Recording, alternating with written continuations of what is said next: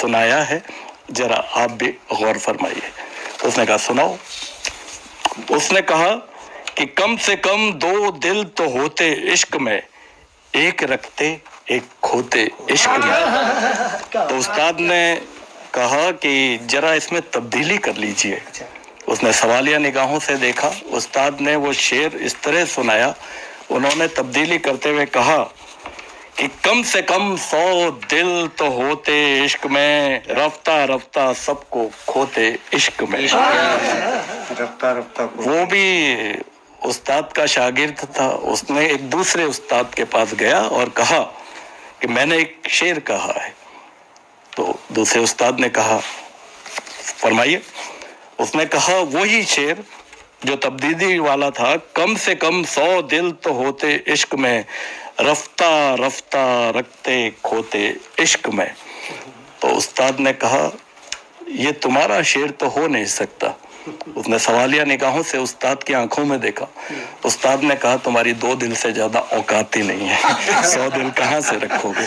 तो ये जो उस्ताद लोग होते हैं वो इस तरह से होते हैं। तो हमारे साथ एक ऐसे ही उस्ताद हैं, वैसे तो वो शिक्षक हैं लेकिन उस्ताद इसी तरह, बट उनकी कविता में जो उस्तादगी है वो लाजवाब है। तो मैं उन्हें आमंत्रित करता हूं, हमारे young and dynamic Ratan Singh Champawat. आप सभी को आदाब, नमस्कार, प्रणाम। इजाजत है? बिल्कुल। 4 पंक्तियां और उसके बाद एक गजल के कुछ शेर आपके खिदमत में पेश करूंगा। अर्ज करता हूं कि न जमी नजर आती है न आसमां नजर आता है, न जमी नजर आती है न आसमां नजर आता है, न जाने मुझको ये कौन सा जहां नजर आता है। वाह, क्या बात है, क्या बात। न जमी नजर आती है न आसमां नजर आता है, न जाने मुझको ये कौन सा जहां नजर आता है। पंचे सर कि कितने अजनबी बसने लगे हैं मेरे भीतर आजकल। क्या बात है। कितने अजनबी बसने लगे हैं मेरे भीतर आजकल, कोई मुझसा ही मुझ में कहाँ नजर आता है। वाह वाह, क्या बात है, क्या बात है। जमी नजर आती है न आसमां नजर आता है, न जाने मुझको ये कौन सा जहां नजर आता है। एक गजल की इजाजत चाहता हूँ। इस गजल का सारा दारोमदार 3 लफ्जों पे है, अच्छी नहीं लगती। अर्ज करता हूं कि सुकून चैन की बर्बादियां अच्छी नहीं लगती। मतलब देखें, सुकून चैन की बर्बादियां अच्छी नहीं लगती, गुनाहों से भरी दिलदारियां अच्छी नहीं लगती। सुकून चैन की बर्बादियां अच्छी नहीं लगती, गुनाहों से भरी दिलदारियां अच्छी नहीं लगती। और शेर अर्ज करता हूं कि जमाने पूछता हूँ मैं तुझे बस बात इतनी सी। जमाने पूछता हूँ मैं तुझे बस बात इतनी सी, तुझे क्यों अब बाग में तितलियां अच्छी नहीं लगती। सुकून चैन की बर्बादियां अच्छी नहीं लगती, गुनाहों से भरी दिलदारियां अच्छी नहीं लगती। और एक मौजू शेर कहने की कोशिश की कि बखूबी है निभाती साथ मंजिल तक चलो माना। वाह। बखूबी है निभाती साथ मंजिल तक चलो माना, मगर गुड़दौड़ में बैसाखियां अच्छी नहीं लगती। सुकून चैन की बर्बादियां अच्छी नहीं लगती। नया है जी, बेहतरीन, शुक्रिया।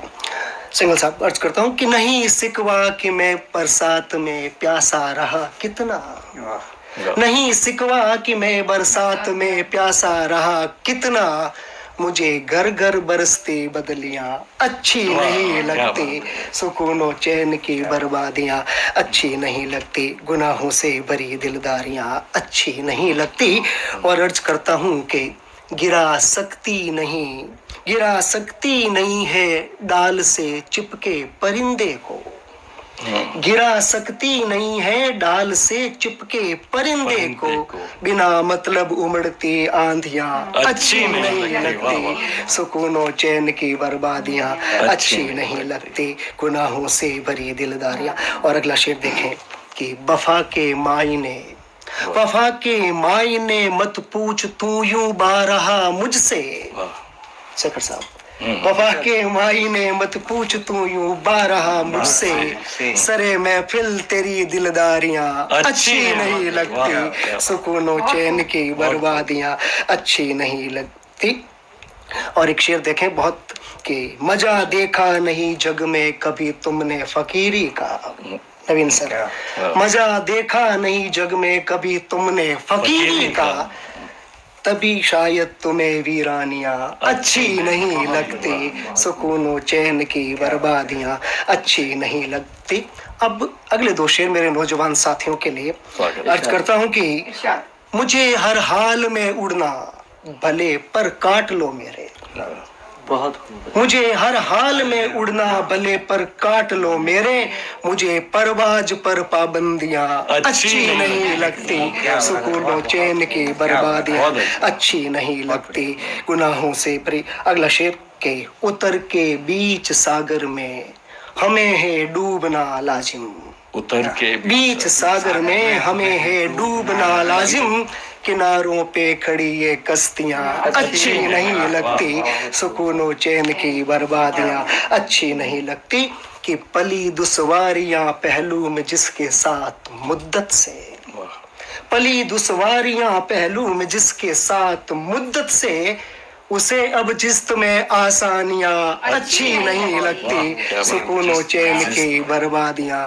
अच्छी नहीं लगती। और गजल का आखिरी शेर पेशे खिदमत कि लगाना आग आलम में यही मकसद रहा जिनका, लगाना आग आलम में यही मकसद रहा जिनका, उन्हीं को सबनमी मासूमियां अच्छी नहीं लगती, सुकून चैन की बर्बादियां अच्छी नहीं लगती, गुनाहों से भरी दिलदारियां अच्छी नहीं लगती। एक इजाजत हो तो राजस्थानी की गजल, इनमें भी काफी चौको काम भी हो, तो आप इजाजत हो एक राजस्थानी गजल पेश करूं आप स्वामी। अर्ज करूं कि सबदारी शमशीर परख जे, सबदारी शमशीर परख जे, कुण कायर कुण वीर परख जे, सबदारी शमशीर परख जे, और आस भरोसे डूबा अदबिच, आस भरोसे डूबा अदबिच, रांझा साथे हीर परख जे, सबदारी शमशीर परख जे, कुण कायर कुण वीर परख जे, और थारा थासू घात करेला, थारा थासू घात करेला, छूटा पहली तीर परख जे, सबदारी शमशीर परख जे, कुण कायर कुण वीर परख जे। और खास तौर एक शेर के हिवड़े पड़ती प्रीत पुरबली, हिवड़े पड़ती प्रीत पुरबली, नैना ढलतो नीर परख जे, सबदारी शमशीर परख जे, कुण कायर कुण वीर परख जे। और अर्ज करूं कि तन ऊपर रेशमिया तागा, तन ऊपर रेशमिया तागा, पण मनड़ो लीरा लीर समझ जे, मनड़ो लीरा लीर परख जे, सबदारी शमशीर परख जे, कुण कायर कुण वीर परख जे।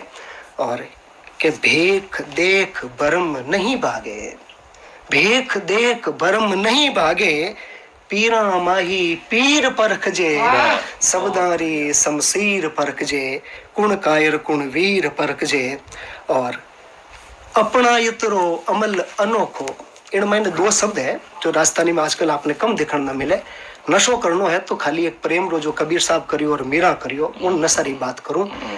अपने राजस्थानी में जो नशो ज्यादा करे उन्हें कंडीर कहवा, और नशो नहीं करे उन्हें शोपी कहवा। दो शब्द कोई पुनर्जीवन मिले आप अर्ज करूं कि अपना यतरो अमल अनोखो, अपना यतरो अमल अनोखो, कुण सोपी कंडीर परख जे, सबदारी शमशीर परख जे, कुण कायर कुण वीर परख जे।